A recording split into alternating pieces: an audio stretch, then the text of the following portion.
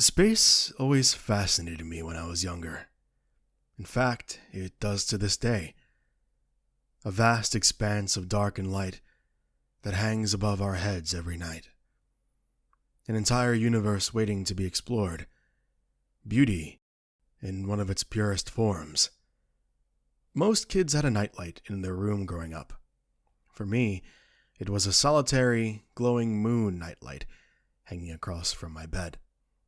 It was comforting, but it also reminded me of how marvelous and expansive our world truly is. One of my dreams was to explore the cosmos. As silly as that may seem, perhaps not for a child. My favorite medium was, and still is, video games. Hard to guess, I know. My favorite series of all time has always been Mario. I played Sunshine obsessively when I was younger, exploring Delfino to the point that I was more familiar with it than my own home.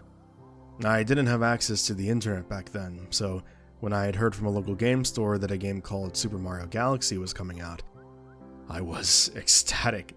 This is everything younger me could have ever wanted. The ability to explore the cosmos as my favorite character. On the day of release, Mario himself left a voicemail on my mom's phone, and when I finally had the game in my hands, I was amazed. The grandness of it. It was truly a magical time. This isn't a video essay on Mario Galaxy as a whole. That isn't this channel's purpose. But Super Mario Galaxy was one of the titles that shaped my passion for gaming ambience, lore, and really gaming as a whole. There's something about Galaxy that always stuck with me. To this day, it still is my favorite Mario game. Odyssey has infinite replayability. The 2D games are great and have some really fun multiplayer, but there is just something about Galaxy 1 that even its sequel couldn't quite capture. So, I'd like to take this time to break down some of the lore surrounding Galaxy 1, its characters, and some of its worlds. Happy anniversary, Mario.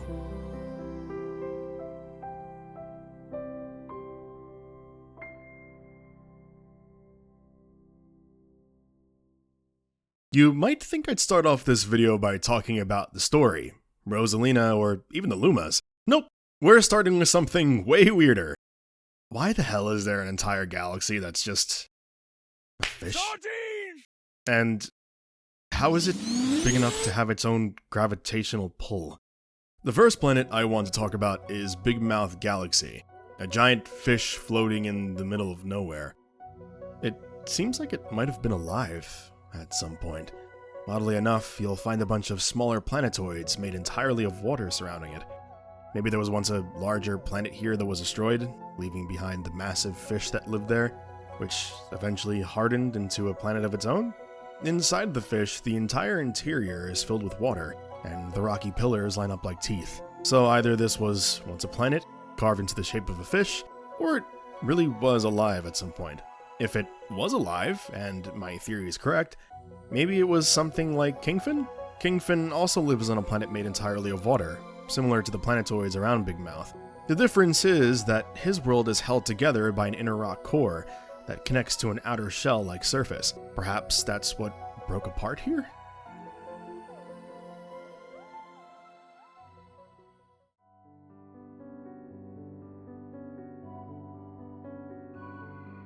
Talk about gorgeous. For a place with junk in its name, this galaxy is anything but. You'll find a lot of debris and trash floating around here. Leftovers from different rockets and space expeditions. It's kind of like the universe's trash can. And honestly, if you think about it, you'd expect to find bugs and spiders around a trash can. And that's exactly what you'll find here. The main boss of this galaxy is even a giant tarantula. Since it's guarding a power star like the other bosses in this game, I'd have to imagine it's part of Bowser's army. In Mario 64, Bowser gave his troops inside the castle's paintings power stars to keep them safe, so it's probably the same deal here. Back to space junk though, I've gotta say, it has one of my favorite skyboxes in the entire series. Just look at how beautiful that nebula is in the background. At least, I think it's a nebula? Interestingly, the Spanish name for this galaxy is Galaxia Nebulosa. So it seems I'm not the only one who thought that. Nebulae are clouds of gas and dust in outer space, and since this galaxy is basically the universe's trash can, I'd like to think that's what they were going for. You know, junk, dirt, dust. Though it's probably more likely that what we're seeing back there is actually a spiral galaxy. And yeah, it definitely looks like one.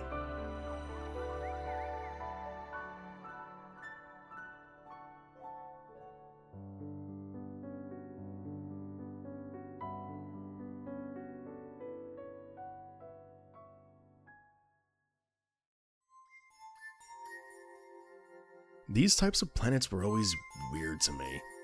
They're clearly mechanical, built by someone, but they're just floating out there.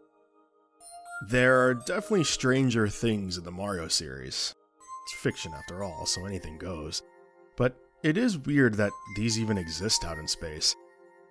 Since they house power stars, it could be that Bowser had these planets constructed to store them. Considering the guy has entire star and galaxy reactors, it's not that much of a stretch.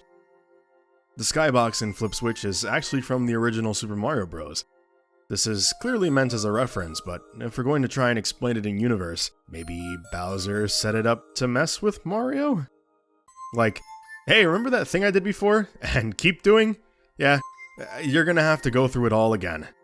This isn't the only time that something like this happens in the Mario series either. We even see it again in the same game, in Toy Time Galaxy. Stuff like this is why it's so hard to talk about Mario lore, because how do you even explain a floating, giant 8-bit version of the main character in space? This isn't even a Starship Mario situation, it's just there. Very odd. The only other living thing you'll find in Flip Switch is a spring vault, which is actually part of the Top Man tribe. So maybe these planets have something to do with them? They're all seemingly organic mechanical life forms. I mean, there are also those other robotic guys you find throughout the game, the Gearmos, so it does seem like there are organic robots out there, somehow. So maybe these planets just exist? Or maybe they were made by the Top Man tribe. The Top Man tribe even helps Bowser kidnap the princess using one of their UFOs. So they clearly work pretty closely with the boss himself. This is where you first fight the Top Men, by the way, Battle Rock Galaxy. Their UFOs are scattered all over the place. In fact, they're some of the first things you see when you arrive. It's a very fitting name since the main planet is basically a giant battle fort made of rock. The inside is filled with all kinds of mechanical contraptions and machinery. It really feels like this could be one of the home bases of the Top Men. The other being Dreadnought Galaxy, where you also fight them. It definitely seems like they're responsible for most of the heavily mechanized planets and machines that make up Bowser's army. And honestly, they've got quite the base here. The main planet is massive. I'm guessing it used to be just a giant rock before they carved everything out and claimed it as home.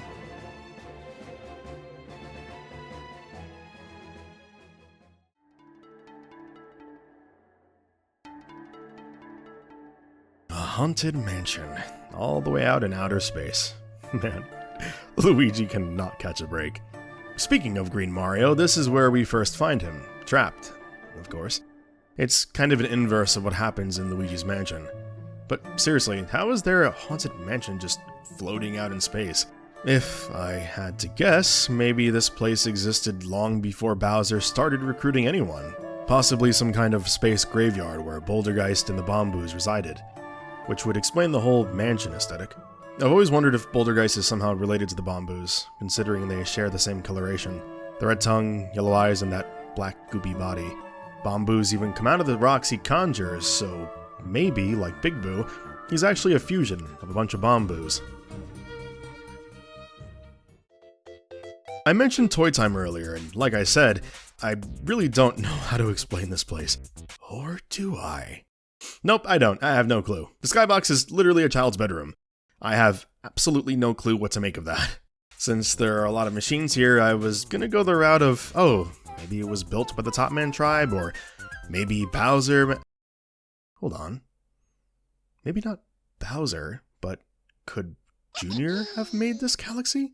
With the Power Stars and the Magic Koopas around, I guess it's possible. There is even that giant Mecha Bowser you fight here, reminiscent of the one from Super Mario Sunshine. That could explain the floating Mario as well. That's honestly the best theory I can come up with. Otherwise, we're just left with a galaxy in the Mario universe that looks like a child's bedroom.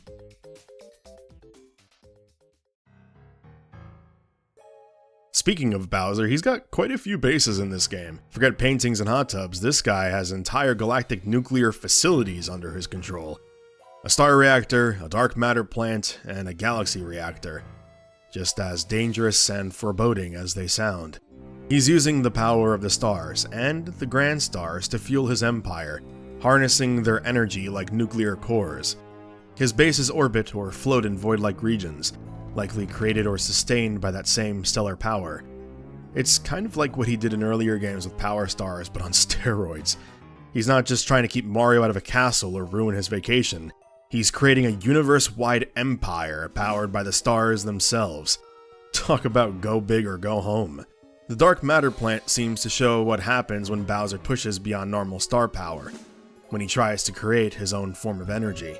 The dark matter scattered throughout the stage might be the byproduct of experimenting with corrupted star energy, or some kind of artificial gravitational force. It's basically a spatial anomaly, something that destroys matter instantly on contact. That suggests it's not just a type of poison, but rather a tear in space itself. Those things honestly scared the crap out of me when I was younger. You're just platforming and then suddenly there are these blotches of sky on the ground. But there is no sky, we're in space. Clearly things here aren't working the way they're supposed to. So Bowser may have been trying to weaponize cosmic energy, or even create new galaxies through dark matter manipulation, but the results are catastrophically unstable. It's like he's trying to play God, creating his own universe, failing to control the side effects, and then weaponizing them. Unless, of course, weaponizing it was his goal from the start, which, considering who we're talking about, doesn't sound that far-fetched. And finally, we have the Galaxy Reactor, which also serves as Bowser's main base of operations. The name alone suggests he's gone beyond merely conquering worlds. He's building a galaxy of his own. And he's gotten pretty far, too. There are structures, planets, and basically an entire solar system here already. At the center sits what appears to be a kind of sun, with the Grand Star Reactor acting as its core, its main source of fuel and gravitational force. Rosalina mentions how stars give birth to new worlds, and Bowser seems to be mimicking that process. He's trying to usurp the natural order, using grand stars to forge a new universe under his control. The Comet Observatory uses a star reactor of its own for power. That's why new facilities open up around the observatory after you obtain more grand stars. It's referred to as the Beacon, by the way. The beacon powers the observatory's life support, propulsion system, and everything else needed to keep it running. This entire place was built by Rosalina and the Lumas. Specifically, the Apricot Luma we learn about in the storybook. That's the same little guy that ends up riding around in Mario's hat. The observatory comes into orbit once every 100 years, and during that time, the denizens of the Mushroom Kingdom, thinking the observatory is just a comet, celebrate the Star Festival. You'll find all the regular facilities here, kind of like a house. A kitchen, a bedroom, a garden, heck, even got a garage. Going back to Bowser, I've gotta say, I love how he's portrayed in this game. Usually he's the goofball villain from the RPGs, or the guy with smaller scale plans like kidnap Peach again, or ruin Mario's vacation, twice, for some reason. But here, his ambitions are turned way up. Not only are his plans bigger, but he's also genuinely intimidating. Silly Bowser is great and all, but I think he's at his best when he acts like the monster he truly is. He's an actual threat in this game, not just the guy stealing the princess for the 40th time. He's building a galactic empire. By the time the game starts, he's already succeeded. He's stolen the Grand and Power Stars from Rosalina's observatory, allied himself with the rulers across the cosmos, and weaponized their forces, all aimed squarely at one guy. It's every one of his old plots combined and scaled up to universal proportions, literally. Another interesting thing about Bowser here is how similar he is to Mario in terms of abilities. He shoots fireballs like Fire Mario, performs a triple jump, uses homing ground pounds, he even has his own version of Mario's spin attack, except his glows with a purple aura to give it that evil energy feel. I'd imagine he gained these powers after harnessing the power of the stars for his empire. Though, considering Bowser's history with dark magic, the same magic he uses in this same game to teleport, by the way, it could just as easily be an extension of that. Heck, he even does a spin jump for that teleport. While we're on the subject of Galaxy's story, I guess now is a good time to talk about its core, Rosalina, everyone's favorite space princess. She's a protector of the cosmos in the Mario universe, and she definitely has some insane, almost supernatural abilities. But if we're going to talk about her, it only makes sense to start with her storybook. It's the picture book she reads to the Lumas, something we actually see her doing in the first Galaxy game. Honestly, it's the most character exposition we've ever gotten in a mainline Mario game. And probably the most we'll ever get. The storybook tells the beginning of Rosalina's journey across the cosmos. She meets a lost little Luma waiting for his mama, and decides to wait with him. Eventually, the two realize she's not coming, so they set out to find her themselves.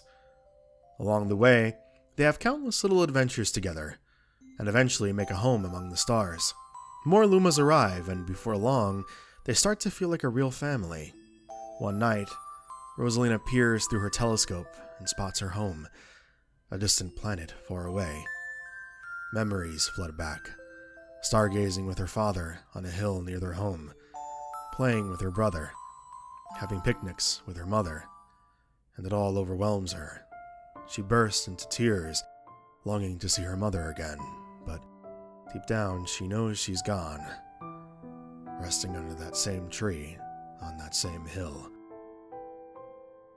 The little Luma comforts her, telling her she still has him.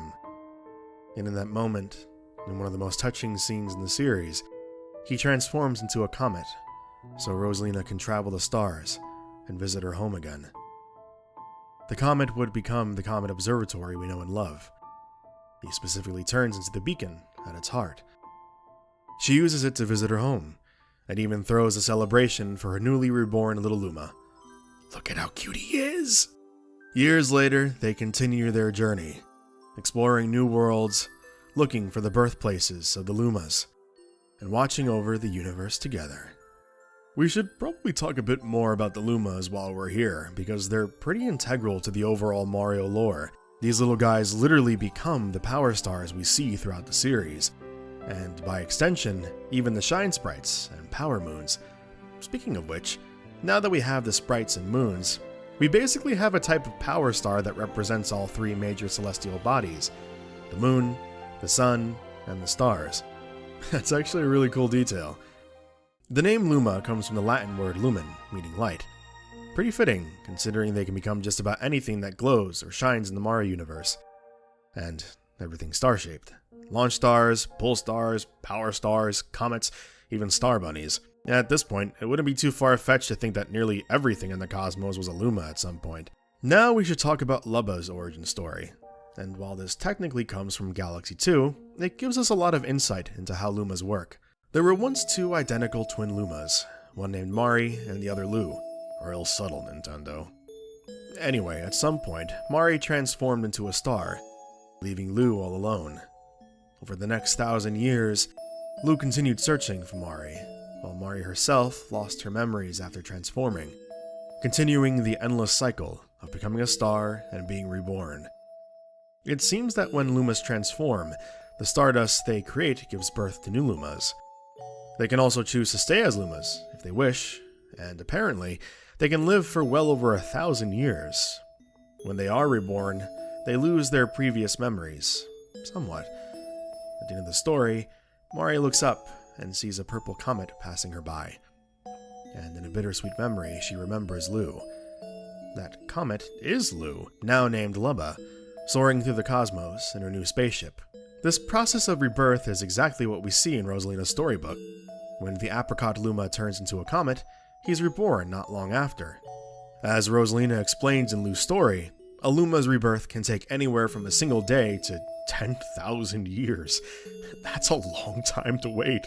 Our little apricot Luma must have had an express ticket or something, because not long after the events of Galaxy, he's revived, which we actually see in the game's secret ending sequence. He even appears in that same little star shroom. the one he was in when he first met Rosalina. Now, some people might get a bit confused by that ending scene. Does the Starshroom appearing in Gateway Galaxy mean that was Rosalina's home planet? Not quite. Remember, after meeting Rosalina, the Starshroom was rebuilt and used for their travels. Since she never actually returned home afterward, it's more likely that the little Luma originally landed on the Mushroom Kingdom's Earth. Gateway Galaxy seems to be the place where Rosalina and the Lumas eventually settled down and built their new home, before the Apricot Luma became a comet. The galaxy is extremely close to Earth. In fact, it's the same place Mario lands after getting launched into space by Kamek, so it's safe to say Rosalina can see her home world from there. Parking a giant space observatory over the Mushroom Kingdom probably would have caused a bit of a stir, so it makes sense she chose a nearby planet instead. From there, she can watch the world she once lived on, and every 100 years when the observatory passes by, the people below celebrate the Star Festival. And if you think about it, it ties beautifully back to her storybook, the part where she peers into her telescope to see her home once again. Gateway Galaxy sits right above the Mushroom Kingdom, close enough for her to watch over it from afar. This was indeed the planet where Rosalina and the Luma settled after leaving her homeworld, with Earth being the place she originally came from.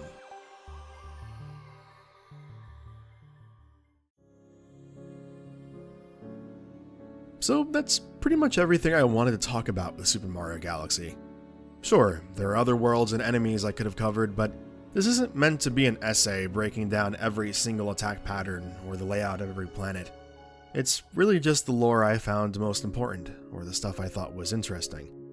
And honestly, sometimes just plain weird. Mario games can be tough to cover when it comes to lore because they don't really give you much to work with, but that's also what makes them so fascinating. The possibilities are endless, and it's really up to us to imagine what these things could mean. The Galaxy games, and especially the first one, will always hold a special place in my heart. Whenever I hear those synth notes from the title theme,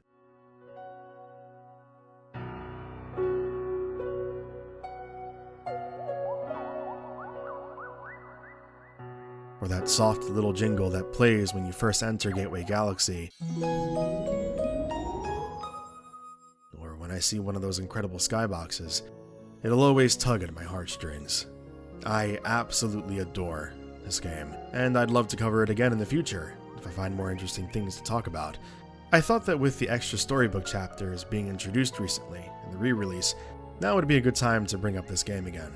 Thanks so much for watching my video on Galaxy. Maybe I'll do one on Galaxy 2 sometime soon.